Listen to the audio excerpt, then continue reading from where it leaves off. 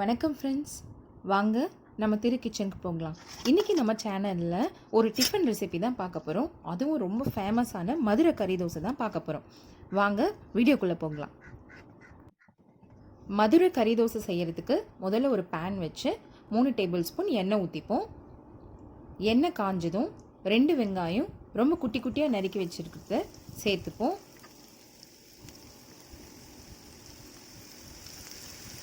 இப்போ நல்லா வெங்காயத்தை வதக்கி விட்டுட்டு ப்ரௌன் கலர் ஆகணும்.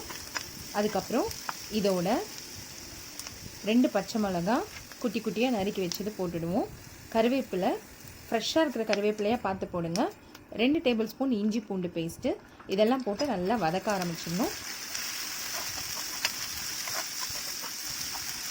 இப்போ நல்ல ப்ரௌன் கலர் வந்துடுச்சு பாருங்கள். இப்போது கறியை சின்ன சின்ன பீஸாக கட் பண்ணி மஞ்சளும் உப்பும் சேர்த்து நான் வச்சுருக்கேன்.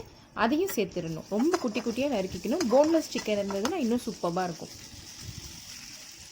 இப்போ இதோட 1 டேபிள் ஸ்பூன் மிளகாத்தூள், 1 டேபிள் ஸ்பூன் தனியாத்தூள், 1/2 டேபிள் ஸ்பூன் மிளகுத்தூள் சேர்த்துட்டு 1 டேபிள் ஸ்பூன் சால்ட் சேர்த்துடலாம்.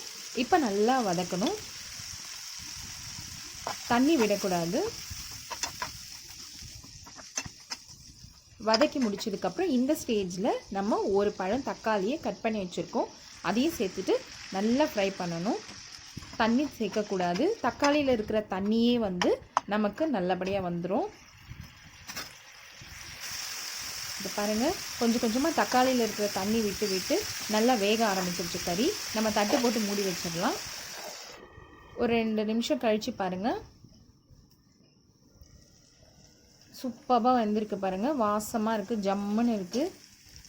நமக்கு கறி தோசைக்கு தேவையான மசாலா ரெடி ஆகிடுச்சு. இப்போ என்ன பண்ண போகிறோம், தோசைக்கல்லை வச்சிடலாம். தோசை ஊற்றிடலாம். தோசை ரொம்ப மெலிசாக ஊற்றக்கூடாது. மதுரை கறி தோசைக்கு கொஞ்சம் திக்காக தான் ஊற்றணும். ஒரு முட்டை இருக்குது இல்லைங்களா, அந்த முட்டையை உடச்சி வச்சுருக்கேன். அதையும் எடுத்து தோசைக்கு மேலே போட்டு நல்லா ஸ்ப்ரெட் பண்ணி விடணும்.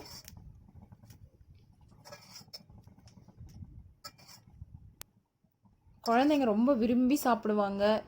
சூப்பராக இருக்கும். இப்போ இந்த மாதிரி நம்ம முட்டையை போட்டாச்சு. இப்போ அடுத்தது நம்மளோட மசாலா இருக்குது இல்லைங்களா, நம்ம செஞ்சு வச்சுருக்கிற மசாலா கறி மசால் அதையும் சேர்த்துடலாம். நல்லா தோசையில் போட்டு ஸ்ப்ரெட் பண்ணி விடுங்க. அது தோசை வெந்ததுக்கப்புறம் நம்ம சாப்பிடும் போது அப்படியே குட்டி குட்டியாக அந்த கறி வாயில் கடிக்கும் போது சூப்பராக இருக்கும். செம்ம டேஸ்ட்டாக இருக்கும்.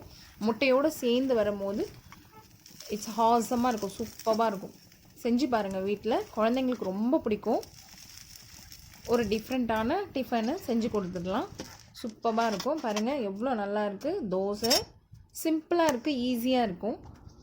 உங்களுக்கு என்னோடய வீடியோ பிடிச்சிருந்ததுன்னா லைக் பண்ணுங்கள், ஷேர் பண்ணுங்கள், சப்ஸ்கிரைப் பண்ணுங்கள், மறக்காமல் கமெண்ட் பண்ணுங்கள் ஃப்ரெண்ட்ஸ். இன்னொரு நல்ல வீடியோவில் பார்க்கலாம்.